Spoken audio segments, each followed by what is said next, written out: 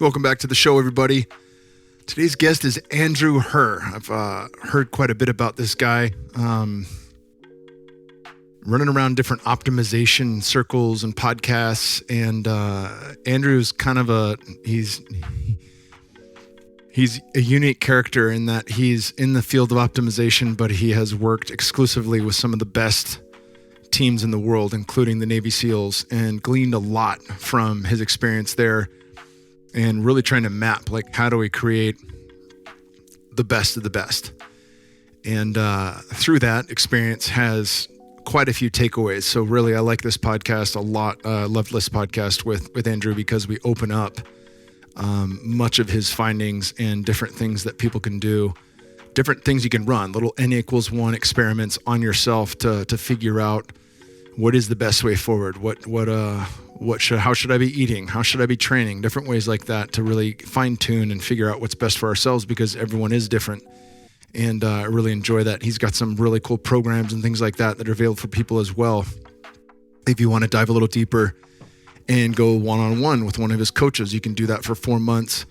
And they're really working to expand this out so it can reach quite a few people. So I had a really good time chatting with Andrew, and I'll have him back on at some point in the future. And he's just doing great stuff. So share this with friends. This is definitely an optimization podcast, kind of like back in the day when I was on it. Total Human Optimization. We really focus a lot on key takeaways in this one, and I think you guys are going to dig it. Without further ado, my brother, Andrew Herr. Andrew Herr, welcome to the podcast. Hey, Kyle. Great to be here today. I just had Johnny Wilson out at the farm face-to-face, which was great. I don't know. It's funny having different teams guys on, because I don't know. There's many of you, even though there's very few of you. Johnny Wilson. Johnny Wilson was on recently, my last guest face-to-face. But I've had Jeff Gonzalez on, Andy Stumpf, and I'm sure I'm forgetting a couple. Were you in with any of those guys? So I was never actually a SEAL. I just did some work with that community on Gotcha. Human performance, on optimization stuff, and was looking at a couple really weird mission profiles to try to figure out if there was anything we could do to help. Fuck yeah, that's rad. Well, we'll dive into that. I was confused on that. What cracked me up is because you don't look like a SEAL, and yet at the same time, every SEAL I've met, like Johnny Wilson looks like fucking Batman, but like Andy Stumpf looks like a regular dude. And that's not a knock against Andy. He's a fucking badass. Same thing with Jeff Gonzalez. Like, they just look like regular guys who have zero quit in them. Like, that's the only common denominator, the only thread that I think that goes through the guys that make it through BUD/S, is that there's just something in them that won't give up no matter what. And then guys like me, NCAA, whatever, Division I, this and that, pro guys that look the part, they all seem to fail at some point when getting through those tests. So I think that's something that's always fascinated me with the people that make it through and the people that end up, becoming a teams guy. So talk a little bit about... You want to jump into that? We could talk about a little bit of what we know from science. I would absolutely love that. I do want to start where I normally do with, like, what made you who you are today. So talk about, like, the trajectory of your education, what drew you into this field, and then how you got linked up with working on all the mad scientists with the teams guys. That'd be really cool. I guess it starts as a kid, really. My dad's a doctor. I often say that, like, if I lived my life 10 times, I would have been a doctor 5 of them. Like, really found it interesting, the sort of like detective work part of it. Probably not so much like talking about insurance companies and stuff like that. And then mom's side of the family was really rich military history. Grandfather, took home everything short of the Medal of Honor from World War II in the Pacific. And so that was really a big part of my childhood. And so, when you put those two together and then literally somebody yells at you down a hallway, hey, you should check out this program where you could do technology and national security. Literally, I never heard of it. Somebody yelled at me down a hallway, found this ability to go to college and combine them. And that really set me down this path. Then I had an opportunity, got a fellowship to go to grad school, really wanted to go deeper into the biosciences, ended up doing a degree in health physics, a second master's in immunology, and a third one in national security policy. And then serendipity strikes again. Somebody walks into the career center, they're like, hey, we need to hire somebody who does biology, national security, and can write. And they're like, well, we know this guy, Andrew. and that was to run a studies program on the future of human enhancement for what's sort of like the Secretary of Defense's private think tank on the future of warfare. Damn, that's cool. Well, my mind's racing in many places. I don't know if you listen to this podcast, but we go all over the place, from fitness to, world events at large. And certainly there's been a lot of world events over the last 3 years. And the first thing I think of when we think of human enhancement from a military standpoint is some amalgamation of man and machine, Terminator, transhumanist, shit where it makes sense from a warfare standpoint. Hopefully it's not the end all be all for the plan for humanity, but so talk a little bit, my fucking mind's just rabbit holing that shit right now.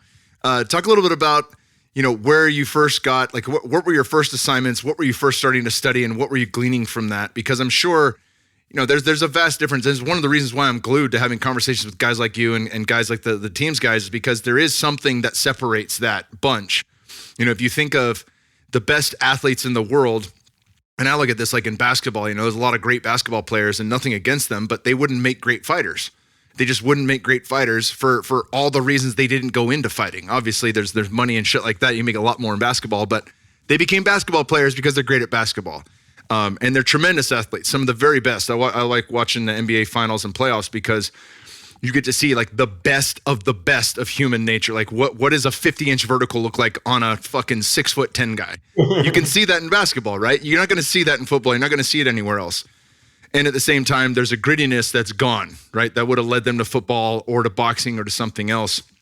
And it appears that, the special operators seem to have that on the teeter-totter scale of athleticism, whatever they might be lacking, and they still have a lot of athleticism. So it's not like they're fucking way back on the scale, couldn't play Division I or anything. They could fucking do all that.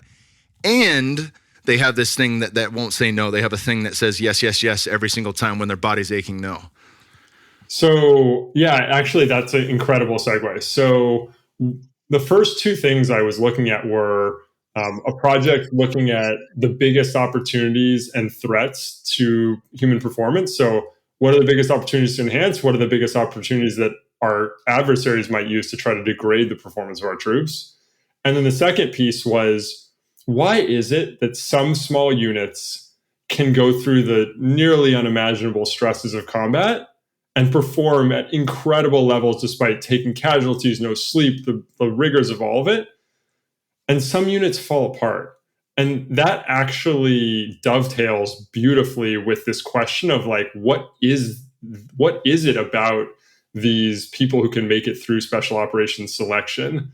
And so to dive into the second one, basically what we found was the units that were able to do this, and whether that was grinding out, you look at units and unit histories from World War II in Korea, or the ones who were grinding out these missions in Iraq and Afghanistan where they had to do route clearance every day and just their job was to find IEDs and the other guys were just trying to put IEDs to blow them up every day. And just the sort of brutal combination of incredible stakes and a degree of monotony almost that is just so hard for the human brain. And what we found was the units that could do it had two things. So the first thing is what people talk about a lot, which is high trust. And so, but the cool physiology that appears to be behind it is if you trust the person you're with, you have lower physiological stress hormone levels. So if I put you in a stressful situation by yourself, cortisol levels might be here. With a stranger, they'll be lower. And with someone you trust, they'll be even lower. So it looks something like if you have a leader that can generate a high trust unit environment, you actually have lower stress hormone levels, more cognitive adaptability, less burnout, more physical recovery. And in fact, those are all the mechanisms by which we see the low trust units fall apart. Their brains can't adapt, their bodies can't recover, and this combination eventually leads them to make terrible mistakes. There's a kind of classic story from World War II. Guy gets shot and he's going to run back to the aid station. Makes perfect sense. But the rest of the unit is in a good tactical position.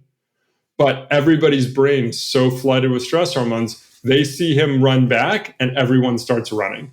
It's just like an immediate response, no adaptability, no situational awareness. But it turns out that if you look like, for example, in a factory, if everyone trusts and likes each other, that group doesn't perform better. And so what's going on? Well, it turns out if everyone trusts and likes each other, they might all, let's say, slow down to make sure the slowest guy doesn't fall behind and look bad.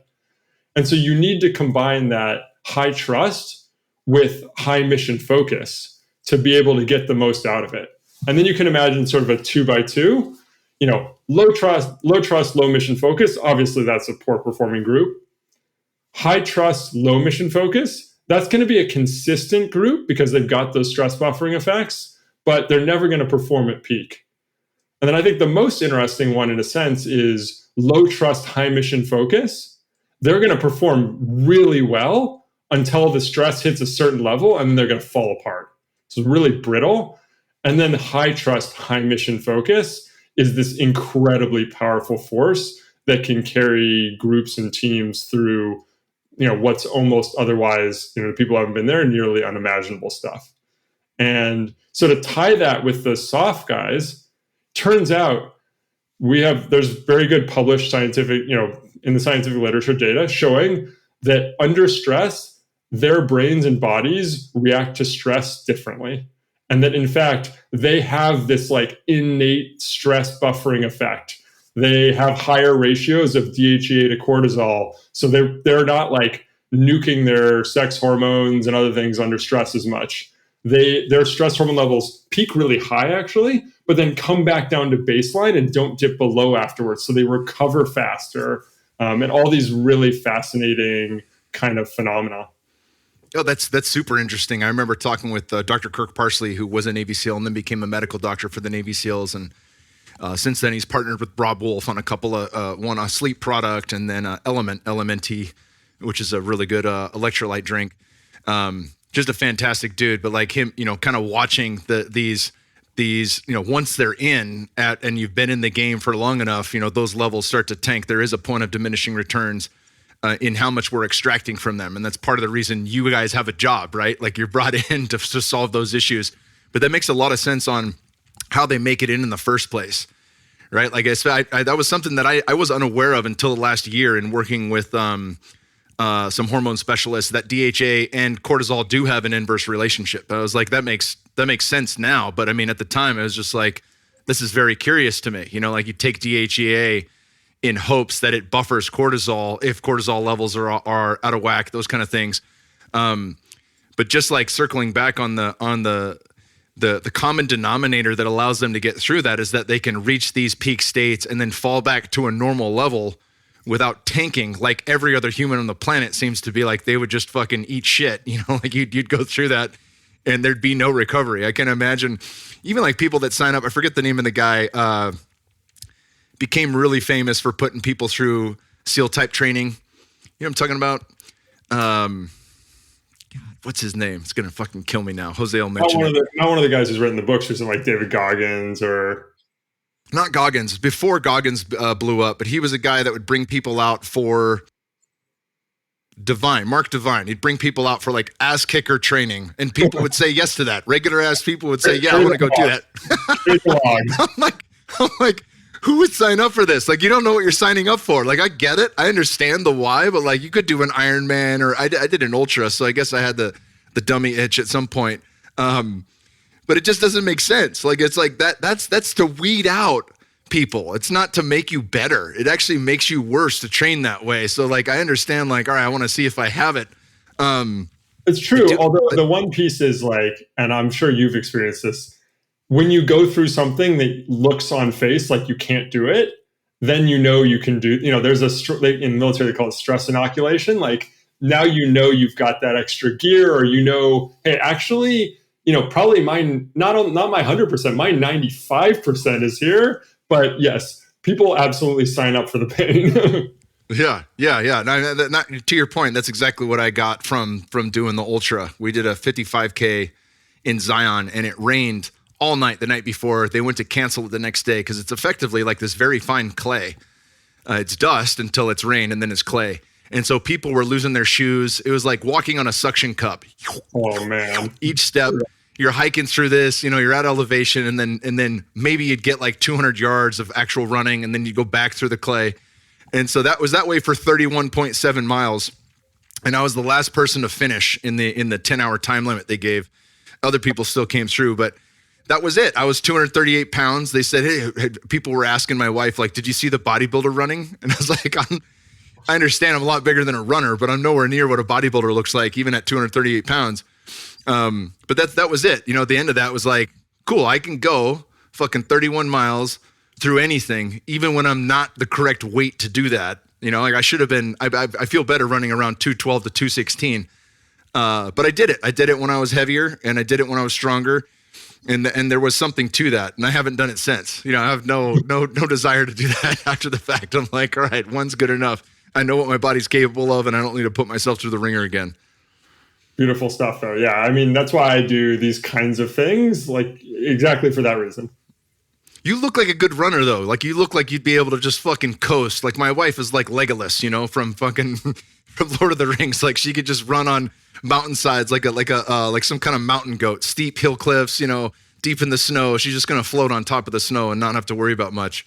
I definitely have a gear, and it's one of my favorite things to do. If I'm not trying to go for top speed, if I just have a gear where I can get into it and just go, and I can just keep going at that gear for sometimes feels unlimited. Obviously, that's not the case, but yeah, I've done the last 5 years. I've mostly done the like kind of Spartan race type stuff, and done a couple ultras there, and just got to be able to get in that gear and enjoy it. And sometimes you're getting punched in the face. It's the old Mike Tyson quote, right? You got your plan, and then you get punched in the face, and then. But yeah, I've really enjoyed that kind of stuff, and I've done less of them recently, just because of building the startup, building the company, and the big mission there. But I've been looking at the calendar again. I've got that itch again. Yeah, it's nice to have something planned. I've always talked like the main benefit to me doing that race was that there was the most consistent running I've ever had. And I wasn't a consistent runner before that. I wrestled and did football in school growing up. And a lot of the guys on the wrestling team would do cross country. So that made sense. You get into shape pre-wrestling season.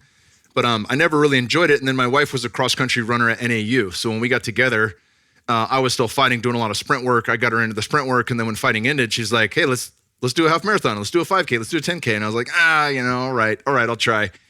And there is something to that. When you fall into that rhythm and you get the runner's high, like it's very freeing. It's lifting. It's almost like an active meditation in a way that I can't scratch that, sitting in a dark, quiet room, oming or chanting or just getting it. Like it's its own thing. And I really do appreciate it for that. And I'll do that for a lesser distance. We're doing like 2 to 5 miles now and nothing crazy and just enjoying that nice flow state. We'll talk a little bit about at what point do you really get in? Like, was it right off the bat that they started having you work with soft guys and studying them? Talk about that transition, like who you were first looking at, what type of data were you getting? And then when you started to work with, the really high level people, what were you seeing as the main differences? Yeah. So when I first got in, these first questions really were more about what you could do for the broader force. Look, I love the mission of how to enhance the best. It's so fun to think about that. But in a sense, for the military, the biggest bang for your buck is like, not what do you do for 1,000 soft guys, but like, what do you do for 100,000 army grunts or things like that? And so, I was thinking more about the regular force to begin with, but every time you're doing that, you're thinking about the elite because there are lessons from the elite that you can draw for the regular force. And, some of the questions are like, could you physiologically turn somebody into one of these elite guys temporarily, permanently? So I was really thinking about that. And then what got me into kind of this, other than, using them as kind of exemplars and understanding what the research about them said, got into working with the Navy, trying to look at this question of these very long dive missions.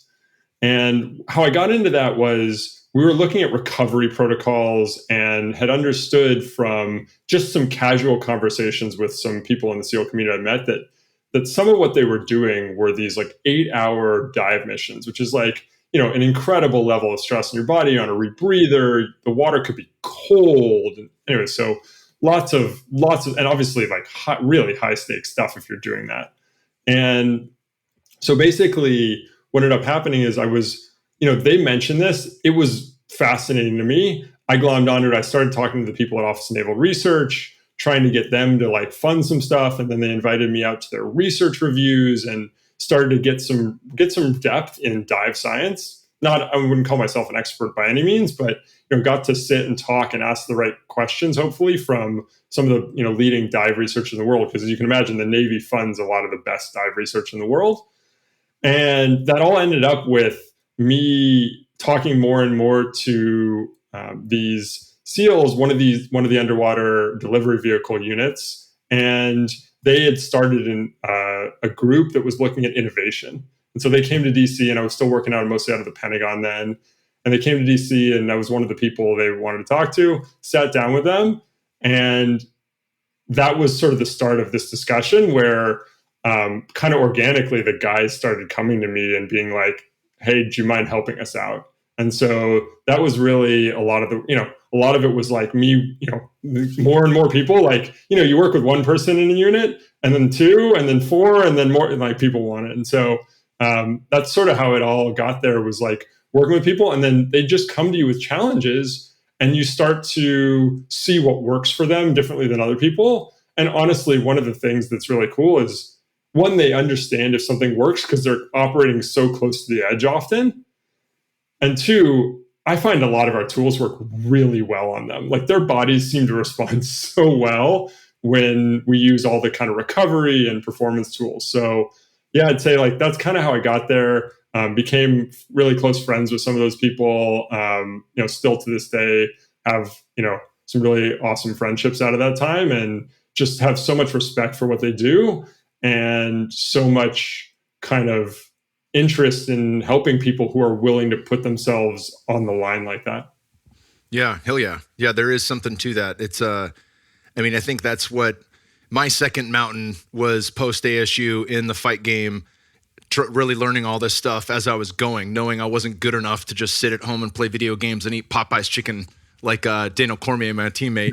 So like I had to study in between practices and, doing 2 or 3 practices a day and just literally reading, Kelly Starrett's mobility WOD stuff and becoming a supple leopard and anything that could enhance.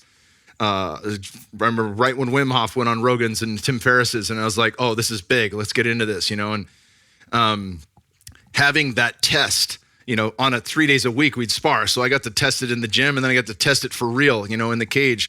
I think there's something so important to that, because it's not just does this work in pickleball, right? The stakes, when the stakes are that high, like it really does matter. And anything that moved the needle and really changed, how I could operate in there was something that I held. It's something I kept. I put it in my tool bag for later because I knew if it works here, it's going to work absolutely everywhere.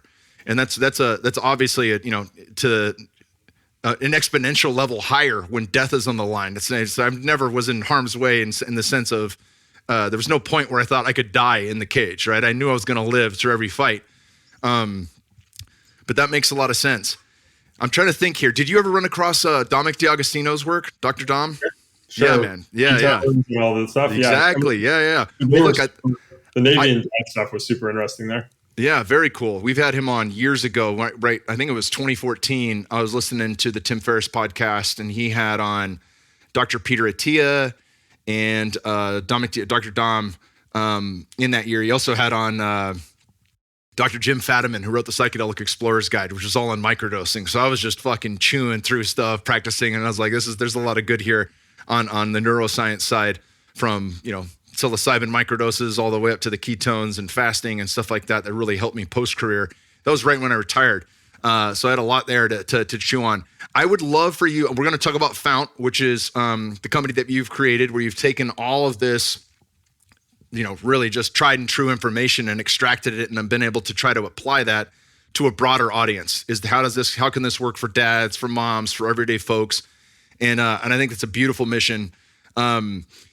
I would love to also break open, some of the techniques. I want to know what some of the N=1 experiments are that you're running. I want to know what some of the universal good things are. I mean, ketones for me seem to work better having been in ketosis before, but they also seem to work for people, in the right set and setting. Like if you're going to run a race, you don't necessarily have to have been fasted or have done a ketogenic diet before to experience the benefits of ketones. But I just wonder, like, what's most applicable in the people that you're working with from a supplement standpoint, from an experiment standpoint? Like, what are some of the things that are tried and true that are like, people are going to eat this up, they can use it now, and if they can't sign up for Fount, for the 4 months package, what can they do that's going to help them operate better? Yeah, love it. So first things first is like, the biggest takeaway from working with, these elite communities was that everybody's physiology is different. That what works for you is going to be different from me. And that might sound like a challenge, and it should sound like, hey, my stack's not going to be your stack. But it means that we have to fall back to a methodology that does give us a solution, though. And like you said there, you already highlighted it, N of 1 experimentation. Just run experiments on yourself. And hey, if LeBron's got this stack and he says that works for him, awesome. It doesn't mean it's going to work for you. You could try it, though. You can experiment with it. Maybe your stack is 50% the same as my stack or 75%. But really running those experiments is key. And so what are the experiments we run, and what do we see work for a lot of people? So I would say, we're thinking about nutrition, supplements, meditation, breath work, sleep, light, temperature, exercise, recovery. So we could go through each of those, but I'll try to just speed run some of my favorites from those groups. So not everyone does well with ketogenic diets, but most people do well with a higher protein diet. And so, most people do well, especially if we look at America today, with a lower carb diet, because almost people are starting from a very high level. So, then diving into what proteins, we see almost everyone do well on fish. Almost everyone does fine on chicken. Red meat, we find high variability. Some people feel insanely good on it and their numbers look great. Some people feel great and their numbers go the wrong way. And some people feel a very clear, pretty striking level of inflammation from red meat. And so even the good stuff, even like the good grass-fed stuff. So I think that's fine. Like, I don't think there's anything, I don't think the data, the research shows any clear negatives from eating red meat. Sure, if it's processed crap stuff, like that's what all that data originally was from. But just experiment. If it works for you, great. You feel good. Maybe look at your numbers, look at your lipid profile. If that's all in a good place, then amazing, fantastic. And if you feel worse, like notice, how does your gut feel? How's your digestion? How are your energy levels? If those are lower, then maybe you stick with fish and chicken. Maybe you experiment with it. So, that's where I think on the protein side, there are definitely people who do well on these carnivore diets. But most people we find do well by upping vegetable consumption. All these vegetables have high levels of polyphenols. These are these compounds in there that activate the cellular protection mechanisms. People used to think of them as antioxidants, but it turns out they don't actually work that way. But what they do is they turn on these switches in your cells that say like, hey, there's some stress in the environment. Let's beef up and get stronger. It's almost like, without the side effects, it's like a TRT for your cells protection or something like that, testosterone. So yeah, it's a hormetic stressor, right? I think that's something that gets lost in the conversation. I mean, I've read, Saladino's a good buddy of mine, carnivore doc. He's been on a number of times. I think he's doing fantastic stuff in the world. And his diet now is a bit broader, right? He's having raw dairy. He's eating all fruits and berries. I still think he's off any vegetable wagon, including starches and things like that. But he's probably having like 300, I think he was saying 300 grams of carbohydrates a day from honey and fruit and berries. And his blood sugar looks great. Everything looks great. And again, that's N equals 1. That's works for Saladino. It's not going to translate to everyone else. But I think about the work of Dr. Stephen Gundry, who wrote The Plant Paradox, and how, most plants have mechanisms inside them that are designed to keep things from eating them, right? And our ancestors understood different ways of cooking and stripping away some of these anti-nutrients, if you call them that, phytic acid, things like that. You soak beans for 7 days and drain them and wash them again and then cook them. Or you use, obviously our ancestors weren't using pressure cookers, but that's one way to destroy lectins and things like that. Oxalates have been a big part of conversations. And I don't think Saladino's, too worried about that. But I wonder for some, as we talk about gut issues and things like that, how much of that, it seems like there's one side of this conversation that's saying plants can harm you. And if you have issues, go with more meat and less plants. And then the other side of that conversation is these can act as hormetic stressors. They can flip the epigenetic on-off switches in a positive way. And one of the first places you'll see that is in your poop. Paul Chek is one of my favorite guys, and he talks about, he has the poop lineup, and it's this drawing and how to eat, move, and be healthy of a cop that's a perfect shit. And he's looking at like 7 different bad poops, like the ghost and the iceberg and all these, the bodybuilder shit, and all of that can be adjusted very quickly without expensive testing to find yourself having good bowel movements. It's such an important piece of the conversation when it comes to digestion. I think they both can be right. So I think, look, we absolutely see people who are getting major GI inflammation from eating often vegetables, also some other things. And so what's going on? The recent research, I guess now a little bit over a year old, but very cool work done out of Belgium. Basically, they demonstrated that you can have an allergy in the lining of your gut that doesn't happen peripherally. So no blood test can find it. And so all these tests, skin tests probably won't find it. So basically, all the tests can't see it, but they showed that you can have this allergy. And so we see, for example, take nightshades. It seems very likely this is the mechanism that's going on there, is people have an allergy in the lining of their gut, and that matches the symptoms we see for people. And so if you have a gluten or a nightshade or one of the other intolerances, people like doctors would say, hey, we tested you, you're not allergic to it. And the answer is, you tested my blood. Doesn't mean I'm not allergic to it in my gut. And so we think this is the source of many food allergies, food sensitivities. And like you said, if you have those and you keep eating those foods, you're going to feel terrible. It's going to drive inflammation in your body. That histamine is going to get released from your gut. It's going to affect your brain, your joints, your skin. So for people like that, we absolutely love elimination diets. And so take out the things that are hurting you. And if that leaves, meats and berries, phenomenal. Dairy is another one. Some people do phenomenally well on it. Other people get these food sensitivities to it. So, keep it or leave it. So yeah, I think my sense is that because people are so variable, that the people out there who are disagreeing with each other, sometimes the answer is they're both right. Yeah, I think that is very, very well said.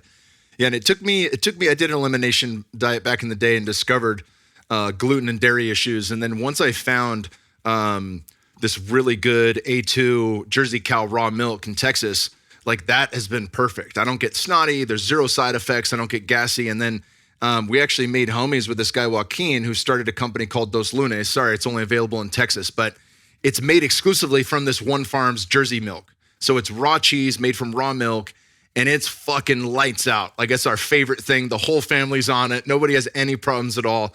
And there's a big benefit to that. If you can take that in, it's a calorically dense, it's really a superfood, and we're getting lots of vitamin A. We can even see the yellowness of the cheese change based on which season the milk was taken from, right? So it's pretty fantastic. Yeah, it's pretty fantastic to have that relationship with the food. And I understand not everyone's going to have that, but you're exactly right. Both of them are right. They're speaking, at different points of the argument, and both can be correct. So elimination diet, and that would be basically, you're cutting out all grain. You're going to cut all nightshades. You might even cut greens and some veggies out and then slowly reintroduce those. How would you set that up for somebody that wanted to run that experiment? And for how long? I did 28 days, but there's variety. You Google this shit and you're going to get 1,000 different ways it can be done. Yeah, so you got to be realistic with people, but you've got to really put the time in, because one day of not eating something is going to tell you something. So we have about a 31-day protocol, and what we've done is we've tried to sort of min-max it, by which I mean, what is the minimum amount of time to get the maximum value? What are the things that are most impactful to most people? And so we've got a full protocol. It kind of lays out, what do you not eat here? What do you and step by step. If you want, we'll send you a copy of it, and you can post it along with this, or we can send you a link to it. There's different protocols out there, but the key thing is how do we get rid of the things that cause most problems for most people, so that you can get to a baseline. And so, you've got to be able to eat something. So the things in each category, chicken and fish seem to be the least reactive for most people. Then vegetables wise, the green cruciferous vegetables, broccoli and other things seem to be like pretty easy on most people. Again, not everyone.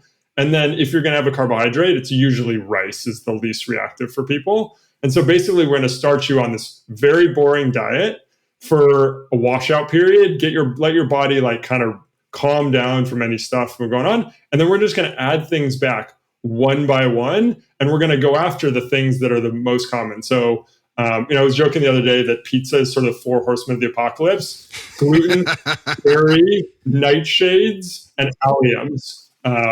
Garlic and onions are an underrated source of food allergies that are really impactful to a lot of people. So, but like you're thinking about soy, dairy, alliums, nightshades, and wheat, I would say are like your top 5 probably. And then, and then you're going to think about red meat. We see some people do feel so good on saturated fats. Other people feel bad on saturated fats. And so it's really this month of exploration. And the cool thing is, it's not, oh, did I feel bad or not? It's sometimes like I had that back and I felt better. And that's amazing. The other thing is we see sometimes people who get upset. They're like, I didn't find that many things that bothered me. I'm like, that's amazing. Like, you don't want to have to cut everything in the world out. You want to have as easy a diet as you can. So, but yeah, happy to share our protocol with people. And, the key is cut things out, let it calm down, add them back one by one, give it a few days for each thing. Yeah, that's perfect. I'd love to share that in the show notes. Yeah, and also one last point on this before we put a pin in it and move on was my wife. It can change over time. Tosh, after her second pregnancy, who's always done well with higher fat, red meat, darker meat, chicken, things like that, high fat fish. She just started throwing up, and I was like, "What's happening here?" It's not. I don't know if we're way past morning sickness stage. You've already delivered, and we actually supplemented with a gallbladder for like 3 weeks, and was eating primarily, very lean cuts of red meat, like filet mignon, if any, and then fish and chicken, and that she seemed fine through that. And we gave it about 3 or 4 weeks with the gallbladder supplement. And then she could slowly start adding in heavier meats again. But it was like that fast. She delivered, and all of a sudden her body was like, nope, I'm not taking in anything heavy right now. And so, and it's not just for pregnant women. We depending on training load, stress, and all these things that it can shift over time. And it's important that we're listening to that system, whatever that is, whether it's some type of wearable or just being attuned to what's happening in our bodies through digestion, through what's happening in the toilet. These kind of things can give us pointers in the right direction. Let's keep moving down the list. We mentioned a bunch of stuff there that's obviously very important. What are some of the sleep hacks that you find? And I find this really important too. I was listening to you on another podcast, and based on your goal or your mission, it's going to change. And so if you're telling, I teach the 4 doctors from Paul Chek. You got Dr. Movement, Dr. Quiet, Sleep and Meditation, Dr. Diet, anything that you put in your body, water, supplements, food, and then Dr. Happiness. What is your mission? What brings you joy in life? And how do you attain that every day? Those are really important pieces. But if you've got, somebody that's going out at 3 a.m. or even a firefighter, any of these other people that don't get their 8 to 10 hours of bedtime, like you're not going to have the same ability to work with them at that level and preach the importance of sleep. Is kind of comical because they work a night shift or because, they can get called out in the middle of the night. So talk a bit about sleep and how you mitigate for some of these people that have to get up in the middle of the night. What are their best options? Yeah, so starting for people who don't, but yeah, that's a great point. So starting for people who don't, the keys are temperature. And there's actually some cool hacks here. So, it's become more popular recently, like cold room, amazing. Cold bed, if you can afford the 8 sleeps of the world, those things are incredible. But for many people, I'd say about 85% of people, if you take a warm shower before bed, what it does is it raises your body temperature so that when you get out, your body temperature starts to fall really quickly. And that your falling body temperature is a signal to your brain to fall into deeper sleep quickly. And your body actually starts to dump heat really well when you get out of the shower because pores are open, it's got a lot of heat. And then you still have enough in your body to get into bed, and your body then warms the bed up really quickly, even if you've got an 8 sleep running. And your body, that's important because your body doesn't want to go to sleep in a place that's cold because it might, evolutionarily, you went to sleep in a place that was really cold. there was no reason to believe it was going to warm up. You could freeze to death overnight. So your body warms the bed up. So your body's like, okay, I'm safe to go to bed here. My body temperature is dropping. And then you suck that heat out through the night with the room air and the 8 sleep. And that combination can be incredible. Okay, temperature, light. Obviously, if you can get blackout curtains, and then light before, we're talking about blue light then. Blue light inhibits melatonin production. We've got these melanopsin receptors in our eyes. They're not visual, but they're seeing that blue light and they're telling our brain it's daytime. And so, evolutionarily, the only blue light out there at meaningful, kind of volume intensity was the sun. And so when the sun went down, fires were not these blue natural gas fires. They were red-orange wood fires. And so, what does that mean? For me, the last part of my night, the lights in the house go orange, go red. And so that, I don't mind that. Some people find that real weird, but, we've all got our things. So also easy to put on a pair of blue light blocking glasses. But a lot of people ask, they have these like clear lenses that are blue light blocking or orange, yellow. If they're not orange, they're not blocking enough blue light. The yellow ones are maybe at most 60, 70%. The ones that you get in your normal glasses are maybe 20, 30% if they're kind of clear looking. So got to be the orange lens blue light glasses. So I'd say like light, temperature, and then, what time we're eating. Eating before bed is, suboptimal, makes people sleep worse. Actually, research is pretty funny. It's like not even fully clear why that is, but we know it's true. Caffeine not too close to bed for people who are drinking caffeine. And, if then there's like different supplements that can work. We try to use melatonin more as a timing signal than to put you to bed, so it's not like kind of all the time. We use it to shift your circadian rhythm around. For example, on Sunday afternoons, if you've been up later on the weekend and you want to get back on your schedule, you can take a melatonin dose Sunday afternoon and it'll shift your circadian rhythm back an hour, which is probably about how much you threw it off Friday and Saturday night. We use it for our jet lag protocols and other things.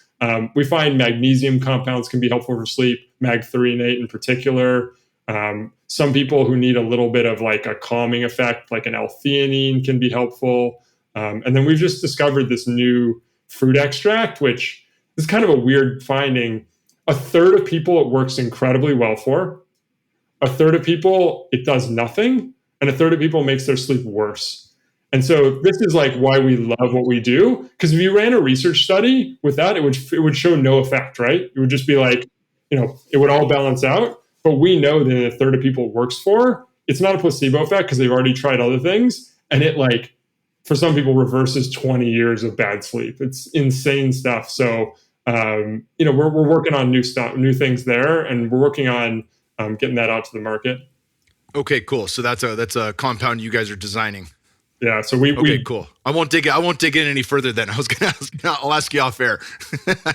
Cool, man. Very cool. Yeah. I remember reading, it's funny because the print I got from Amazon was actually like 6 chapters, and then it reprinted the first 6 chapters 2 more times. So I don't know how it fucked up, but I think it was called Keto Fast. It was one of Dr. Joe Mercola's books before he went down in infamy, telling the truth in 2020 and beyond. But really brilliant. One of the things he said is if you were to make one change with regard to your food timing, you'd finish your last caloric intake 3 hours before you hit the sheets. If you just do that, that creates a guaranteed window that's big enough for you to digest what you need and actually fall asleep on time. And I think he was working or linking to some of Dr. Sachin Panda's work from the Salk Institute, who first started to say like our microbiome actually has its own circadian rhythm, right? Yeah. Like the living beings that are held within us actually have their own rhythms. And if we fuck with that can mess up our sleep as well. Yeah, love that. And I'd say 3 hours is great. And if you have gut issues, try 4, because maybe yours is going to digest a little more slowly. But yeah, I think for most people, 3 hours works super well. And then, depending on your bladder stuff, drink water earlier, drink water later. That can be valuable for some people. But yeah, love, light, temperature, and kind of nutrient intake are probably the highest value. I guess I'll just add one more, which is dopamine. So, the world around us these days is just designed to hammer on your dopamine circuits, especially our phones. And so, people hear this advice to keep the phone out of the bedroom. But like, really, if you think about what what drives dopamine the most? It's unexpected rewards give you the highest dopamine hit. And your phone is like an unexpected reward generator. You have no idea when that text will come in. All your apps, all your social media apps are intentionally giving you notifications at random times to give you that social media boost dopamine. So if you can, I really love for people to try to mitigate the effects of that. And what we know is exciting content plus bright light have a synergistic negative effect. And so, when they did some studies, it was like bright light plus TV or bright light plus reading. And the effects of bright light by itself or TV by itself are sort of like not as strong as when you do them together. So try to get rid of exciting content and bright light together. And so the glasses can help turning down the lights, whatever you can do to help that. Yeah, it's funny. I don't watch a ton of TV, and somebody got us turned. I think Jack Carr was recently on Rogan's, and so we were like, all right, let's watch The Terminal List. And we had a date day, so we watched the first episode, and I was like, the only time we really have to watch is after the kids go to sleep. And I was like, we're gonna watch this show when we have a fucking date day, and that's it. We're not putting this on at night. There's zero chance of that. So it was a hard no, and thankfully it's a hard no because I've wasted a lot of good night's sleep staying up watching Game of Thrones and different things like that. And at least I know better now as a 41-year-old. Well, I think that's all really, really important stuff. And there's a lot of takeaways there for many people. What are some of the things that you look at from a technology side? Like obviously there's light stuff that we can get just from being in the sun. I want you to speak to that. But maybe some of the tech out there. I've got a Juve light. I think it's fantastic, especially in the wintertime. And the wearables. A lot of people get hung up on the wearables. We had Dr. Andy Galpin and Brian McKenzie on years ago when they wrote the book Unplugged, and they were really speaking to the fact that it's emerging and it's not 100% accurate. And we've compared this at the Huberman lab to actual, stuff that we're finding in Stanford, using $1 million equipment, and it's not a 1-for-1. And at the same time, I do feel like it can be a way for people to bridge, to know more, to see whatever the estimated HRV is, to understand how their body's recovering from their workouts, how their body's sleeping. And I think it can be a useful tool to teach people how to feel it. And then once they feel it, they can take the band off, the ring off, whatever the thing is, and actually continue to listen to that and to find their center. But I know you guys are big into this, and I think for people just starting off, they can be wonderful tools. So speak to the technology side of things that people can learn from. Yeah, so starting with wearables, I think you just absolutely nailed it. So first of all the people who, Andy Gelb and others are absolutely right that the absolute accuracy of these things is not that great, meaning like how close is it to the exact truth? But what we find is they're pretty accurate in a relative sense, meaning like, hey, if it got better, does that mean you're getting better? If it got worse, does it mean you got worse? And that's really what we want to use them for. So like, hey, if it says it's low, don't worry too much. Don't get nagged by it. Let's just find the things that make it go up and to the right. And so that's how we want to use them. And I think exactly what you said, using them to train your interoception, your ability to interrogate the internal state of your body, your intuition. We want to take you from a place where you're not sure what's going on to one where you track and monitor to one where you don't have to track and monitor because you know what's going on. And so I don't know if people on Twitter, there's a midwit meme, it's a bell curve, and the person on the left will say something like, I just do what I feel. The person in the middle will be like, I measure every component of my life. I have 9 wearables. And the person on the right says, I just do what I feel. But the difference is that person can modulate their program based on their hardwired, their brain is hardwired into the body. Let's use that data source. And if you can train that, like you said, it's more powerful than any wearable that exists today.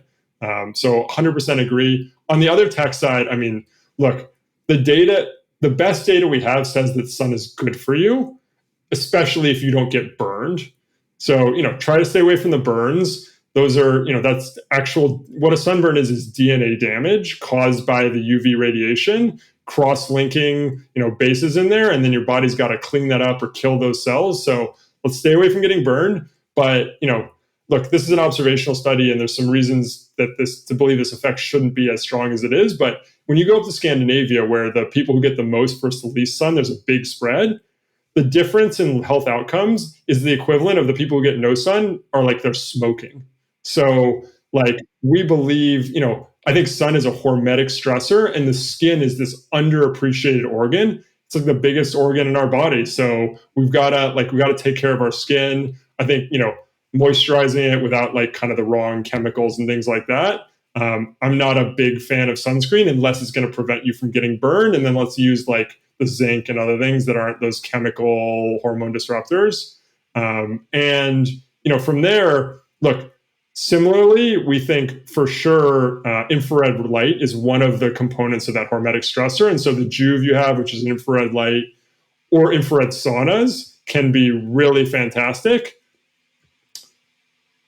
And that segues into saunas together. So, whether it's the infrared generating heat to cause hormesis or a traditional hot sauna causing that heat, again, hormesis is this insanely powerful effect of, a stressor causing our body to build back more, stronger. So we love sauna, cold plunge also. I will say, I get asked this a lot, like, hey, if I have an option, should I get an infrared sauna or a traditional hot sauna?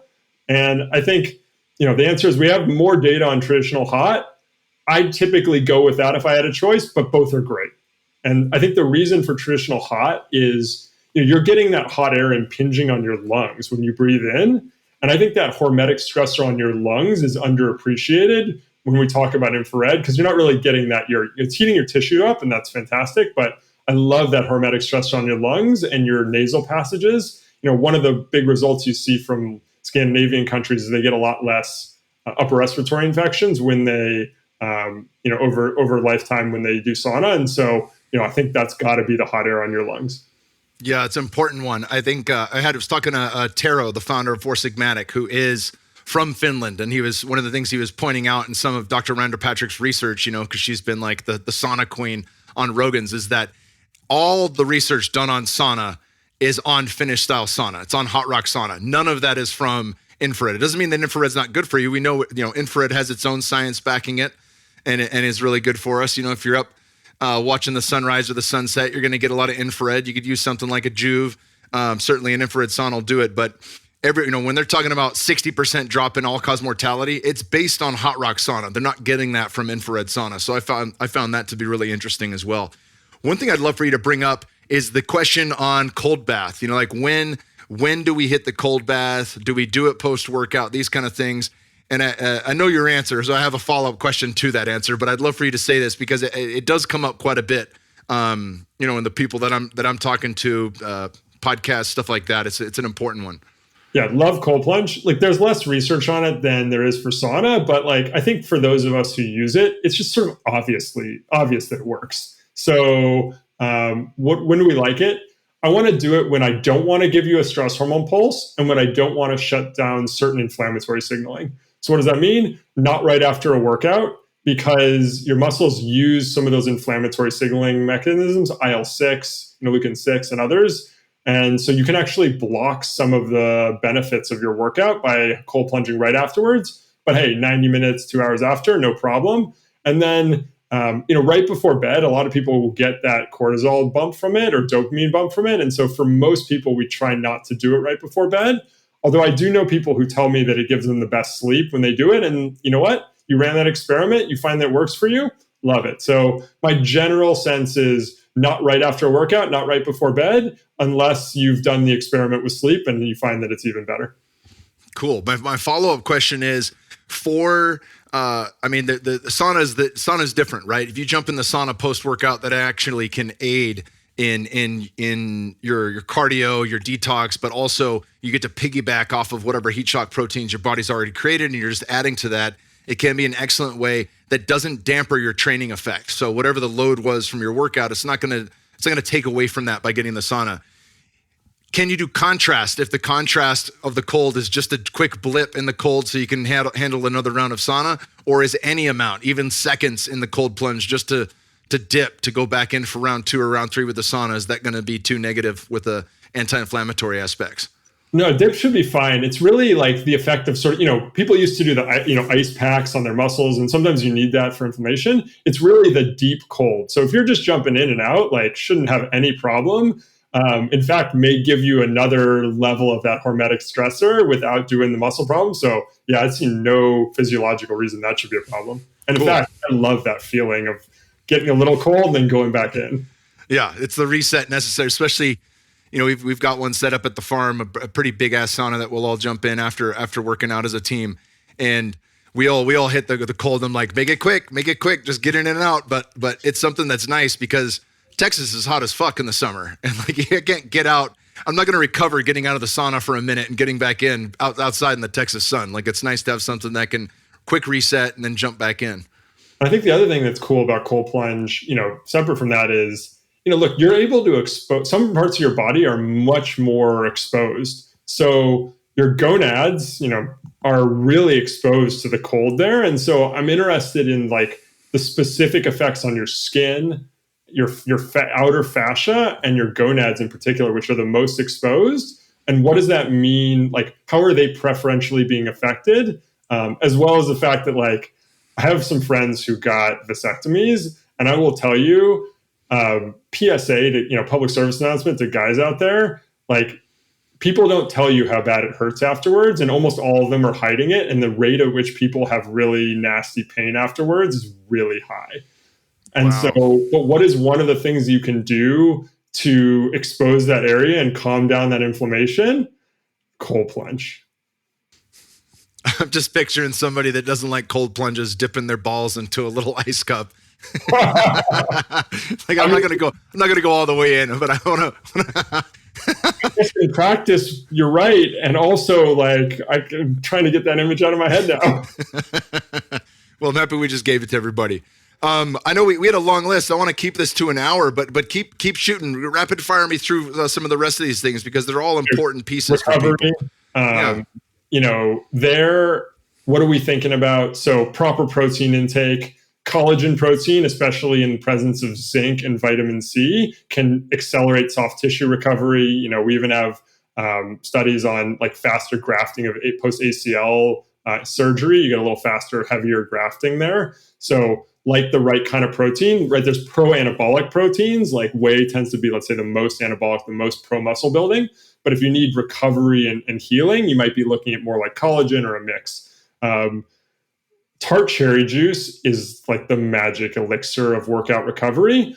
But if you pull it, there's only one study out there, but shows that if you don't keep it at freezer temperatures, so meaning even in the fridge, and God forbid on the shelf at room temperature, you're losing the most bioactive compounds within weeks, meaning like by the time it gets to your house, if it wasn't stored frozen before that, it's kind of a lot of the best stuff's dead. So you got to source this like cold stored, and then you got to store it in the freezer at home. But tart cherry juice plus protein, assuming you can handle the natural fruit sugars in there, seems to be one of these like insanely effective recovery tools. And then, not only recovering physiologically of this sort of like muscular and inflammation stuff, but also how do you recover for your central nervous system? And then you're looking at things like yoga nidra, meditation, or breath work, to really calm down your central nervous system to get you into that parasympathetic recovery state. So it's all working synergistically with the other things you're doing, intake to recover your muscles, your joints, things like that. So, glucosamine, chondroitin are like old school supplements, but the research seems to be pretty good that like if you take them for at least a month, they help your joints. We like omega-3 fatty acids as long as they're high quality and you're not getting oxidized stuff. We use high dose omega-3 fatty acids. There's a specialized form called omega-3 SPMs, specialized pro-resolving mediators, that are even more powerful anti-inflammatories. Like, we know people in pro sport who are using this with their guys in lieu of like Advil and NSAIDs because they're so powerful. So, omega-3s, omega-3 SPMs. Would that be something that you're going to use post-workout? Almost like the antioxidant conversation. You don't want to have vitamin C or vitamin E pre-workout. That negates some of the benefits. Would this be something that you're going to have like at dinner time after your training is all completed? Yeah, the SPMs I would. The regular omega-3s typically work more as precursors to anti-inflammatory compounds. So I'm a little less worried there because it's not, a precursor has to be activated. So it's not like inherently blocking, like you said, that vitamin C and E that are going into your cells and blocking the free radical signaling we need. So I think those are a little safer, but yeah, definitely don't want to, like, you would not want to take tart cherry juice before you worked out. You wouldn't want to have those anti-inflammatory effects before you worked out, unless it's competition. And then you might, because competition you're not using for gains, you're using to do your best. So, when I was doing some of the ultra Spartan stuff, some of them we had like laps and you could do stuff in between. And so I would hit that in between to lower the inflammation for the next lap, because I just want to perform as well that day. But in training, I would never do it before. That makes sense. Have you guys worked with, in some of your experiments, has fasting at all been a part of that in any way, shape, or form? I know there's been a lot of talk since 2014, where it really came online in my world, from, 16/8, different forms of intermittent fasting, 24-hour fasts. I think it was 4 days with water, might have been 3 days, but Stanford's kind of like gold standard of this is where you get maximum benefit. And then, after that, there still might be, mental, emotional, spiritual benefit, but not much more physiologically. Talk a little bit about how that you guys fold that in and who that works for.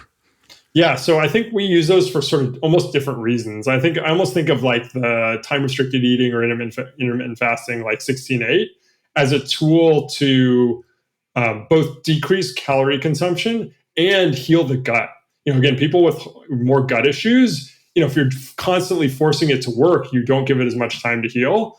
The one challenge is if you're not doing resistance training at proper doses and proper timing, then studies show that like 16/8 compared, like time restricted eating or intermittent fasting compared to just cutting calories but eating more frequently, you lose more muscle in many studies on time restricted eating. But you can reverse almost all that effect with weightlifting and resistance training. So you just got to be smart about these combinations. And then I think these metabolic reset, these multi-day fasts, even the fasting mimicking diets, which kind of like only give you certain nutrients and not the ones that tell your body there's a lot of nutrients there. Yeah, absolutely. These longer term 3-4 day fasts, I think if you can do them, even a 1 day one, but if you can get up to, let's say 3-4 days, whether that's once a quarter, twice a year, whatever works for you, I think they can have some real reset benefits. But again, you're going to lose muscle during that time unless you resistance train. So, during that time, you probably don't want to be doing kind of cardio work because your body is going to really bonk out really quickly. But you can do weightlifting, be smart, know what your body can handle, but working all your major muscle groups multiple times a week to prevent that muscle loss. And then that tells your body to preferentially lose fat. I know there's a study they did with Army guys. They were looking at, like, if you put someone in a dramatic calorie deficit, how much muscle mass do they lose? These were at like a 2,000 calorie a day deficit. So they were eating, but they were working out and training so hard that they were, at a huge deficit.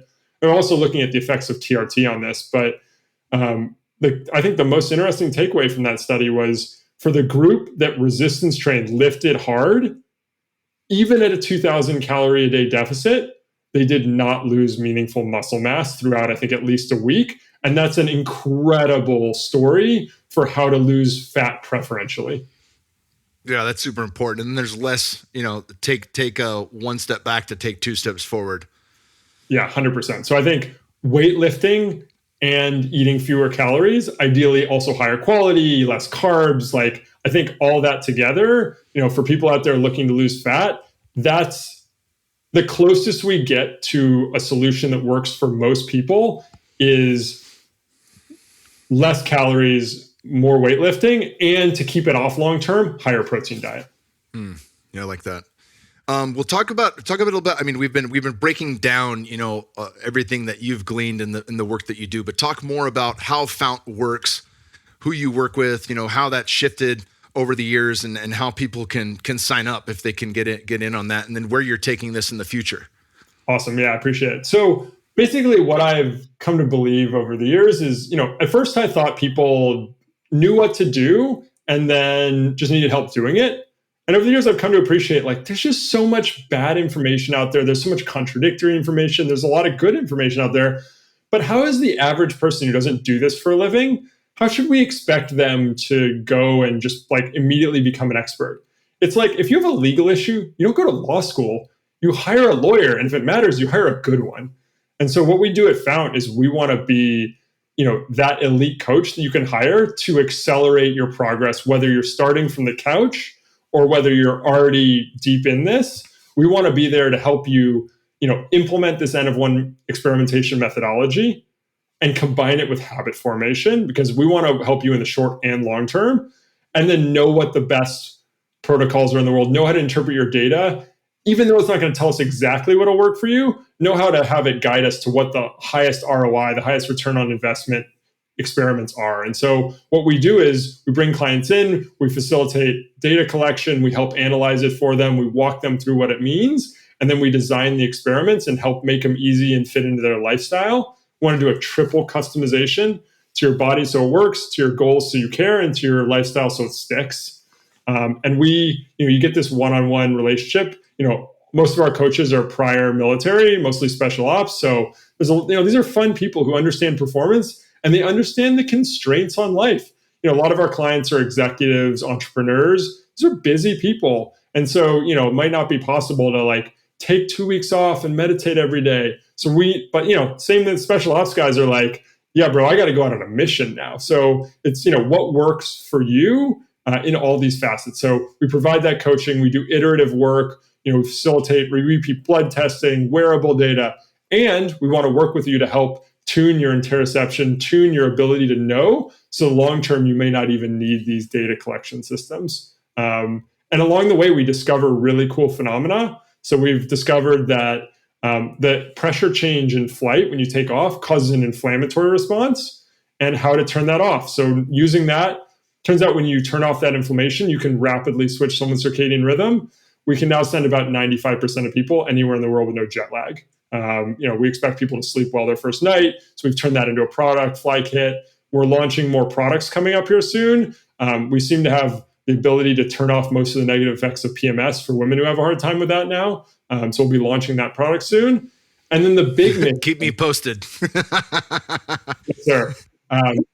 The big mission is, how do we make these tools available for everyone? Look, I love working with the highest performers, executives and entrepreneurs, founders, new parents. We work with everybody now, but how do we make this available to people who can't afford an elite coach?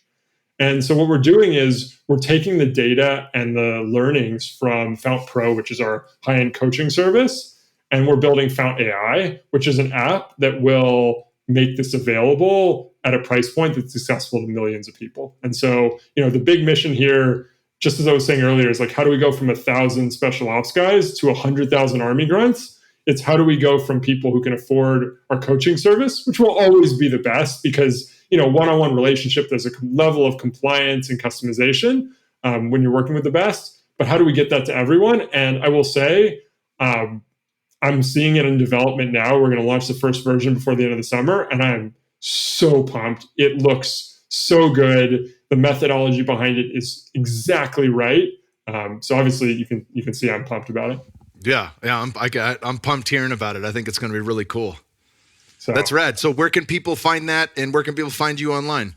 Yeah, so our website is fount.bio, F-O-U-N-T, like Fountain of Youth, .bio. You can follow us on social media at @FountBio. And then I'm on mostly Twitter at Andrew Herr Bio, B-I-O. And my DMs are open. If people have questions, feel free to hit me up. And we just love having conversations like this. Your questions are amazing. Really appreciate it, Kyle. Oh, it's been awesome having you on. I appreciate you.